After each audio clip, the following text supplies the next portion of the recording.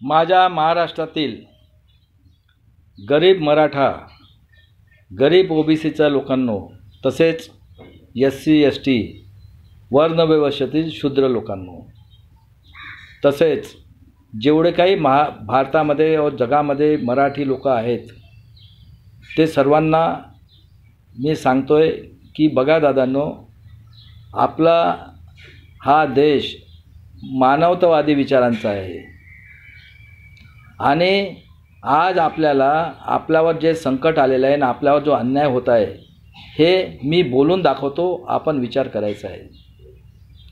बघा दादांनो, हे जे शूद्रातले जे आमदार खासदार आहेत, प्रेझेंट आणि एक्स, हे देशद्रोही लोक आहेत.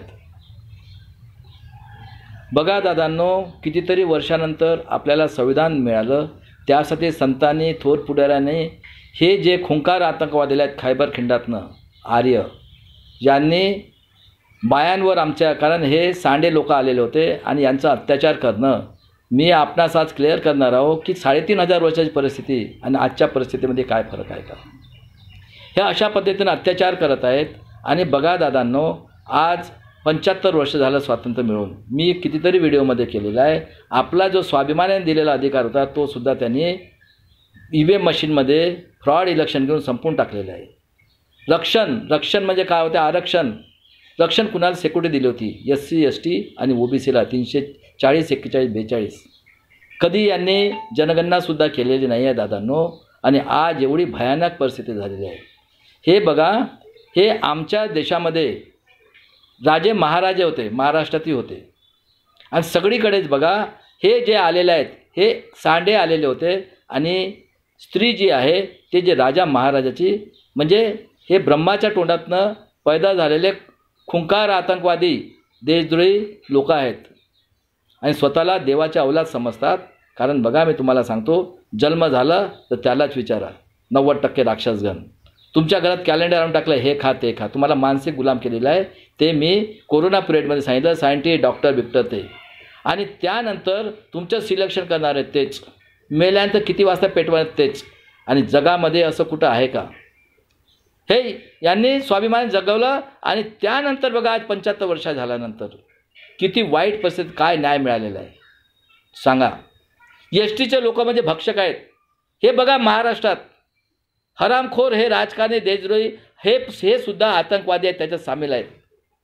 STला 50चा गुन्हा दाखला आणि हे भाडखाऊ म्हणतो आज त्यांना.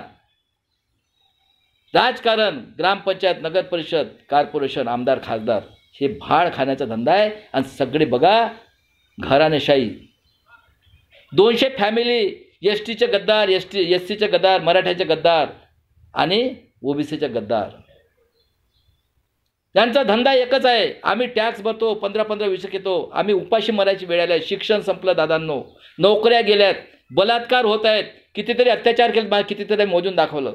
आणि आज बघा परिस्थिती, कॉर्पोरेट सेक्टर, ज्युडिशनरी, ब्युरोक्रेसी आणि प्रेस मीडिया, याच्यात हे लोक बसलेले आहेत सगळे.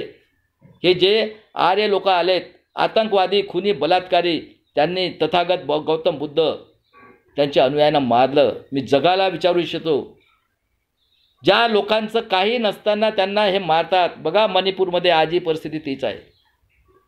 मारतायत त्यांना, कारण हे बाईला कधीच महत्त्व दिले नाही. गोल्ड मेडल हे करतात.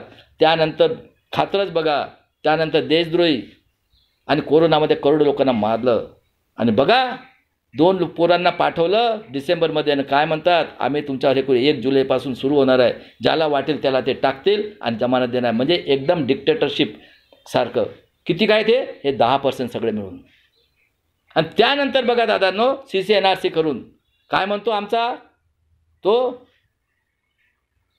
होम मिनिस्टर, हम लंका से आदमी लाएंगे. आणि CC NRC म्हणजे काय आहे? तुमच्या प्रॉपर्टीची काउंटिंग करणार आहेत. आज बघा, तुमचं शिक्षण संपलं, हे बँका लुटून गेलेत. त्यानंतर कोणी एकहीसुद्धा तोंडातनं आवाज नाही. आमच्या इथं आहेच नाही बोलायला. ज्युडिशनरी बोलते का हे बोलते. आणि त्यानंतर हे CC NRC करून तुमची काउंटिंग होणार आहे प्रॉपर्टीची. त्यानंतर आमचे जे गरीब लोक आहेत, बॅकवर्ड क्लासचे, त्यांच्याकडे रेकॉर्ड कुठं आहे? ते बँकेत, ते त्यांना जेलमध्ये टाकून त्यांचं मतदानाचा अधिकार घेणार आहेत. नोकऱ्या गेल्या, शिक्षण गेलं, कुठं राहिलं आहे संविधान सांगा मला. आणि हे जे बसले आहेत कॉर्पोरेट सेक्टर, ज्युडिशनरी, ब्युरोक्रेसी आणि प्रेस मीडिया. आणि प्रेस मीडिया आमच्या इथं जे सोशल मीडिया ते सुद्धा चाटतायत. भाड खाण्याचं यंदा पण शौक लागलेला आहे. एवढी परिस्थिती असून सुद्धा बघा महाराष्ट्रात जरांगे पाटील, त्याला म्हणतात 5 वर्ग शिकले. अरे मी चॅलेंज करतो, गाडगे महाराजा भेटायला एवढे मोठे विश्वरत्न जात होते. आणि त्यानंतर बघा प्रकाश आंबेडकरवर दोष देतात. कोण? हे दलाल, भाडखाऊ लोक, एससीचे दलाल, ओबीसीचे दलाल. अरे हरामखोरांनो, तुम्ही जे आमदार खासदार कशाने झाले? संविधान कुठं आहे संविधान? हरामखोरांनो. आणि तुम्ही तो जरांगे पाटील 20 वर्षापासून लढतोय शिक्षणासाठी. मला सांगा, जगामध्ये प्रत्येकात जन्म एक होतो, त्याला स्वाभिमानाने ब्रेनची वाढ व्हायला शिक्षणाची गरज आहे की नाही? अरे 3,500 वर्ष झाले. हरामखोरांनो, काही शरम आहे का नाही तुम्हाला राजकारणाचा लावून? देशद्रोही लोकांनो, 10% आरक्षण दिलं, कोणता विचार केला तुम्ही? आणि 67चा दाखला, 60चा दाखला, आणि आम्ही पुढे कुणाला मिळालं आहे? एस टीच्या याच्यावर 40 वर्षावर अन्याय होत आहे. कुठं भागीदार मिळाले 33 जातींवर? जज डोयाला मारलं, पानसरेला मारलं, हेमंत करकेला मारलं, डॉक्टर दाभोलकरला मारलं, घाटकोपरच्या 11 लोकांना मारलं तुम्ही. 114 मेले. आणि त्यामध्ये याच्यामध्ये खैलरांजीमध्ये पोरीच्या न्याच्यात केलं. किती पापी लोक आहात तुम्ही. पाप केलाय भडव्यांना तुम्ही. तुम्हाला आज शिव्या देतो हरामखोरांनो. आज आमच्यावर पूर्ण मनुस्मृती येऊन जगामध्ये आता कुठं आहे का तुम्हाला विचारतो. आणि यांना भाडीचा धंदा चालतो. तुम्हाला काय अधिकार आहे भडव्यांनो जरांगे पाटलावर टीका करण्याची आणि बाळासाहेब टीका करण्याची? भाड खाता ते, सामदंड भेद पैसा आहे त्यांच्याकडे, 20-20, 25 पेन्शन घेत आहेत. आणि जो कोणी टीका करतो ना तो भाड खाऊ आहे. तो एससीतला असो, एसटीतला असो, कोणी असो. आमचं शिक्षण गेलं. 55 शाळा कोणी बोंबलतात. पुण्याला बघा ड्रग्स आणि पबचं पूर्ण केलेलं आहे. कुठं मेलास रे भुजबळ ओबीसीचा? हां, आणि त्या बिचारे जरांगे पाटलाला जमीनदोस्त करून टाकला. हरामखोरांनो तुम्ही. भाड खाय पाहिजे तुम्हाला. आणि तुम्ही कधी बदल नाही. तुमची आई हे आणि बाप तो आहे मनूचा अवलाद. आज 500 वर्ष झालेले आहे. पेशवाई आलेली आहे. सगळ्या याच्यात राजे रजवाडे होते ते. विचार करा.